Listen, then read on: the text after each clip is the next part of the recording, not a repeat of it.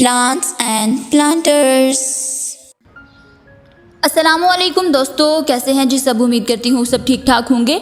तो मैं आज आपके लिए लेके आई हूँ बहुत ही इजी सा मेथड ऑर्गेनिक कंपोस्ट बनाने का।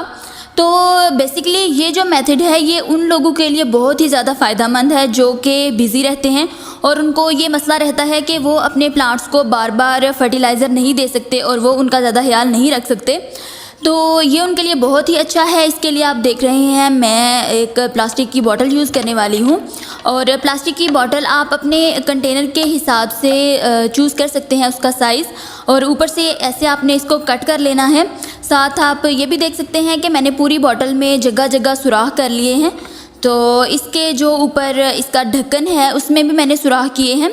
तो ये तरीका बहुत ही फ़ायदेमंद होने वाला है। ये देखिए मैंने लगाया हुआ है इसमें स्नेक प्लांट, और इसके अलावा आप कोई भी प्लांट जो है उसमें ये कर सकते हैं। कोई फ्रूट वाला प्लांट हो, जैसे टोमेटो प्लांट्स हैं या इस तरह दूसरे कोई भी किसी भी किस्म का, तो आपने जो भी अपने कंटेनर में लगाना है उसके साइड पे इस तरह एक गड्ढा बना लेना है।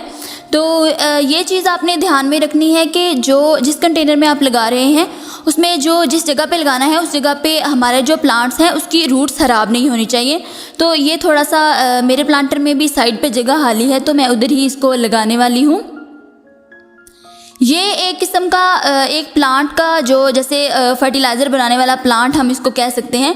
ये ऑटोमेटिक प्लांट बन जाएगा और जैसे ही हम एक दफ़ा इसको बना लेंगे उसके बाद रोज़ रोज़ हमें फर्टिलाइज़र की फ़िक्र करने की ज़रूरत नहीं पड़ेगी। तो इसको हमने मिट्टी से कवर कर देना है ताकि ये इसके अंदर दबा रहे। और अब इसमें ये बताती हूँ कि डालना क्या क्या है। ये देखें, सबसे पहले जो सबसे नीचे मैं डाल रही हूँ वो मैं काऊ डंग यानी कि गोबर की खाद डाल रही हूँ। उसके साथ ये मैंने जो पत्तों वगैरह से और छिलकों वगैरह से कंपोस्ट पहले से बना रखा है ये वो डाल रही हूँ। और उसके बाद ये देखें हमारा जो किचन वेस्ट है उसको यूज़ कर रही हूँ। देखें इसमें छिलके हैं सब्जियों के और उसके साथ साथ ये पत्ते हैं सूखे हुए। तो ये इस तरह की जो भी चीज़ें होती हैं ग्रीन मैटर उसको हमें ज़रूर यूज़ करना चाहिए इस तरह कंपोस्ट बनाने में। तो मैं भी यही यूज़ करने वाली हूँ। अब जो हमने पहले नीचे से कंपोस्ट डाल दिया है उसके ऊपर हम ये जो बॉटल है उसको कर लेंगे। तो ये जो हम पहले से कंपोस्ट तैयार है वो क्यों डाल रहे हैं, जैसे हम दूध में दही बनाने के लिए पहले से जाग लगाते हैं, ये भी बिल्कुल वही तरीका है कि इसमें जो हमारे पास पहले से केमिकल्स होंगे या माइक्रोब्स जो रिएक्ट कर रहे होंगे वो फिर इस तरह से ये जो कंपोस्ट बनने का अमल है वो ज़रा तेज़ हो जाएगा। तो ये मेरी थोड़ी सी जगह ऊपर से खाली रह गई थी तो मैं दोबारा से इसमें थोड़ा सा जो किचन वेस्ट है वो भर रही हूँ। और उसके बाद ऊपर दोबारा से मैंने एक कोटिंग कर दी है एक दफ़ा। ये मैं पत्तों वाला जो कंपोस्ट है वो डाल रही हूँ और साथ में गोबर की खाद है वो मैं डाल रही हूँ।